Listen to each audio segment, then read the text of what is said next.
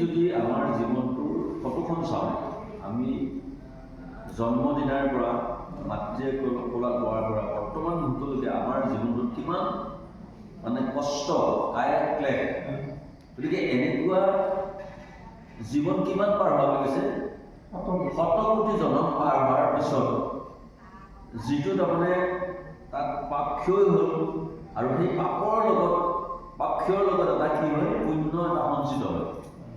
মানে গুৰুজনে কৈছে, কোটি কোটি জন্ম অন্তৰে জাগত আছে মহাপুণ্য ৰাখি। ৰাখি ৰাখি শব্দৰ এটা হৈছে সংখ্যা আৰু এটা ৰাখি হৈছে সঞ্চিত। গতিকে সংখ্যাটো সঞ্চিত হৈ কি হৈছে, কিহৰ সংখ্যা? পুণ্যৰ সংখ্যা। পুণ্যৰ সংখ্যাটো সঞ্চিত হৈ আমাৰ কি হৈছে, সেই পুণ্যৰ টোপোলাটোৰ ফলত আমি মনুষ্য জীৱন প্ৰাপ্ত হৈ গৈছে।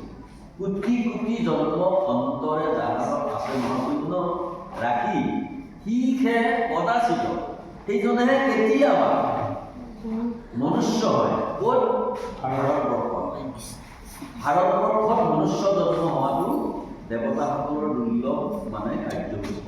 দেৱতাসকলে ভাবিছে ব্ৰহ্মাৰ দুৰ্লভ, ব্ৰহ্মাৰ দুৰ্লভ অনুভৱ, ব্ৰহ্মাই ইচ্ছা কৰা, ব্ৰহ্মাই পাবলৈ কি হয়, তেওঁৰ সৌভাগ্য নঘটে। দুৰ্লভ মানে পাবলৈ টান, সুলভ মানে সহজতে প্ৰাপ্য। গতিকে সেই জীৱনটোৰ আপুনি পৰিচয় দিছে, গুৰুজনে আপোনাক কি কৰিছে, আপোনাক প্ৰশংসা কৰিছে। সেইজনেহে কৃষ্ণ কথা শুনাৰ কি হয়, যোগ্য হয় বা সুবিধা হয়, বা সেইজনে এই সুবিধাটো প্ৰাপ্ত হৈ গৈছে। গতিকে ভাগৱত তাৎপৰ্য কৈছে, যাহাৰ আছে পুণ্য অসংখ্যা। অসংখ্যা শব্দটো আমি কি কওঁ, যাক পুণ্যটো, যিজনৰ পুণ্যটো সংখ্যাৰে গণনা কৰিব নোৱাৰে। অসংখ্যা, সংখ্যাৰে গণনা কৰিব নোৱাৰে পুণ্যৰ টোপোলা। গতিকে সেইজনেহে শিখে পাতে আমাৰ কৃষ্ণ কথা। গতিকে আপোনালোক কিমান ভাগ্যৱান, এই কথাখিনি গুৰুজনে আপোনালোকক প্ৰশংসা কৰিছে।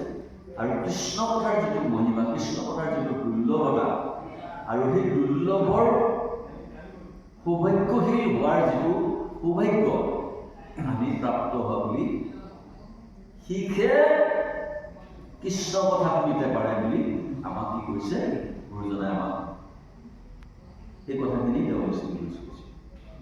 গতিকে আমি কিমান ভাগ্যৱান। চাৰিটো সংযোগ অতি কল্প নপায়, সপোনৰ নিধিতে নজাগিলে হয়। সপোনত পোৱা ধনৰ টোপোলাটো, সপোনত পোৱা 10 কোটি টকাৰ চেকখন যেনেকৈ সাৰ পালে, মই দেখোন ৰাতিপুৱা কাঠ কৰিহে শুই আছো।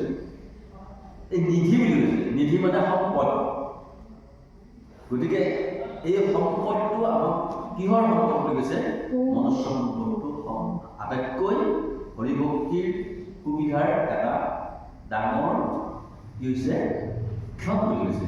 এই ক্ষণটোত যদি আমি কৃষ্ণ ভক্তি আমি কৰিবলৈ আমি অনুগামী নহওঁ, আমি যদি ইচ্ছুক নহওঁ, তেতিয়াহ'লে আমাৰ জীৱনটো কি হ'ব, বিফল হ'ব।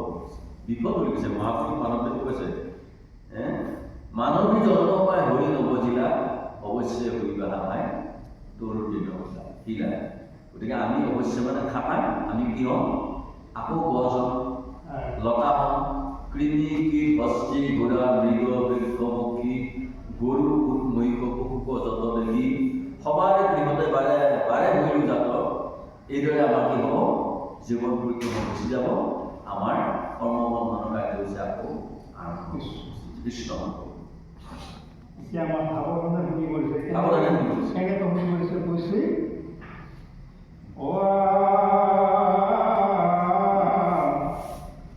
হেন জানি সাৱধানে শুনা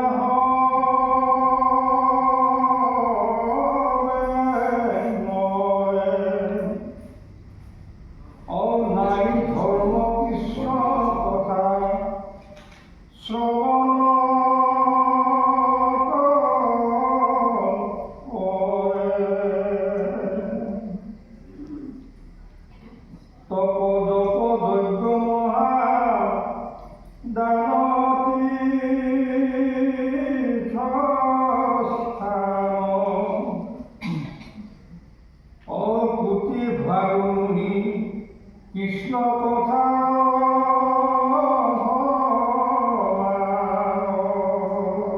কুটি ভাগৰ মানে কৃষ্ণ কথা যদি কুটি ভাগ কৰে কুটি ভাগ কৰিও তাৰ এভাগৰ সমান হ'ব নোৱাৰে তপ জপ যজ্ঞ তীৰ্থস্থান এবাৰ কৃষ্ণ কথা শুনা এবাৰ কৃষ্ণ কথা স্মৰণ কৰা এবাৰ কৃষ্ণ কথা কোনোবাই যদি কৃষ্ণ বুলিছে বা কোনোবাই যদি কৃষ্ণ বুলিবলৈ মনতে ইচ্ছা কৰি আছে মহাপুৰুষ মাধৱদেৱ তাৰ তুলনা দিছে যিটো জনে কৃষ্ণ কথা বিচাৰে সময়ে মনে ধৈৰ্য ধৰি খনে কথা কয় তেতিয়া কি হয় এক খন্তেক যদি কৃষ্ণ কথা ধৈৰ্য ধৰি তেওঁ শুনে তেতিয়া কি হয় বুলি কৈছে যত তীৰ্থ স্নান দান দেৱ পিতৃ যজ্ঞ যাগ যোগাদিও ফল পাৱয়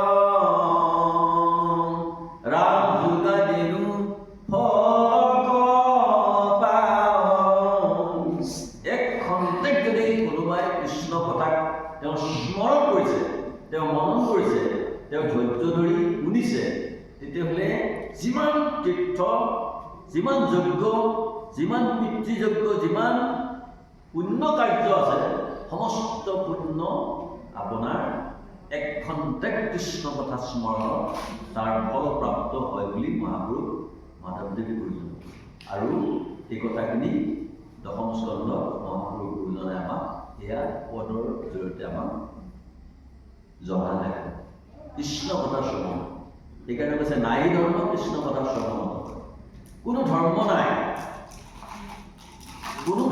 জগতত কৃষ্ণ কথাৰ সমান কৃষ্ণ কথাক যদি কোনোবাই আলাপ কৰিছে কৃষ্ণ কথাক যদি কোনোবাই প্ৰশংসা কৰিছে আটাইতকৈ ফলপ্ৰাপ্ত হয় প্ৰশংসা আই কুন্তীয়ে ভগৱন্ত কৃষ্ণ কৈছে শুনয় গায় স্মৰণ যিটো তোমাৰ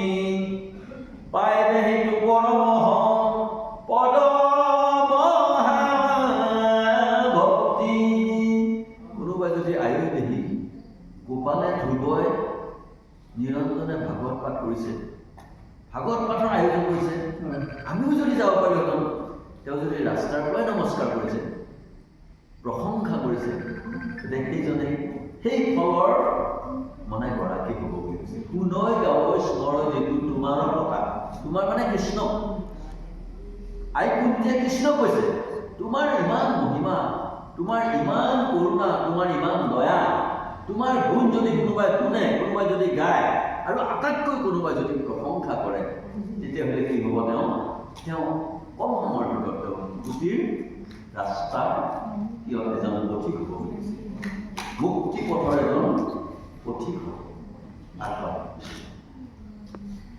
ইয়াৰ পিছতে কৈ আমাক এটা কথা কৈছিল নহয় প্ৰমাণ কৰি দেখুৱাইছিল যে পৰীক্ষিত মানে কথাখিনি আমি প্ৰমাণ কৰি দেখুৱাব কথাখিনি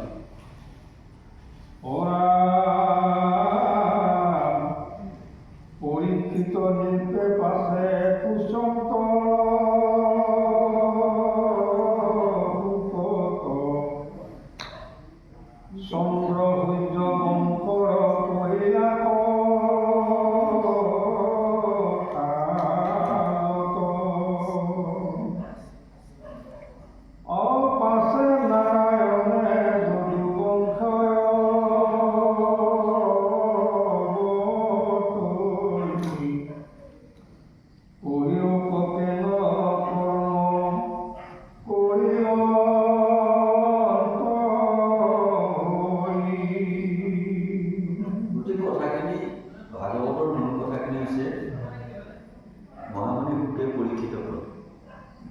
ৰিপ্লেচ হৈ গৈছে।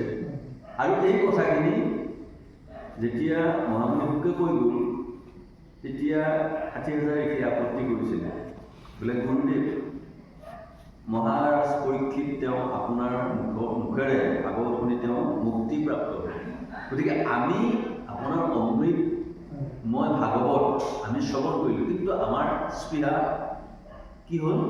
শূন্য নহ'ল। আমি স্পৃহা আকৌ পুনৰ স্পৃহা আহিল, গতিকে আপুনি পুনৰ আমাক ক'ব লাগে বুলি কোৱাত তেতিয়া মহামুনি শুকে এজন ব্যক্তিক দেখুৱাই দিছে। সেইজন গেটত আছে সুত, যিজন সুতক বৰীয়া বুলি কয়। তেওঁ নিন্দিত, তেওঁ আপোনাৰ কি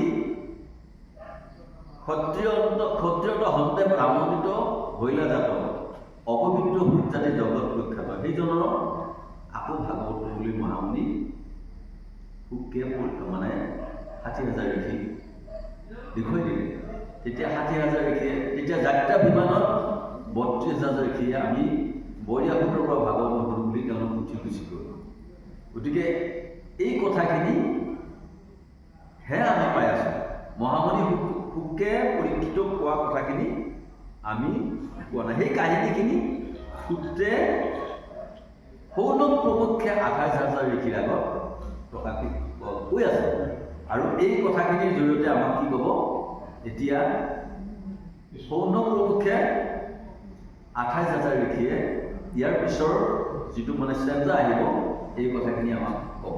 এতিয়া প্ৰথম প্ৰশ্ন হৈছে পৰীক্ষিত ৰাজে মহাৰজাই চন্দ্ৰ সূৰ্য বংশৰ আপুনি গোটেই কাহিনীখিনি আমাক কৈ গ'ল।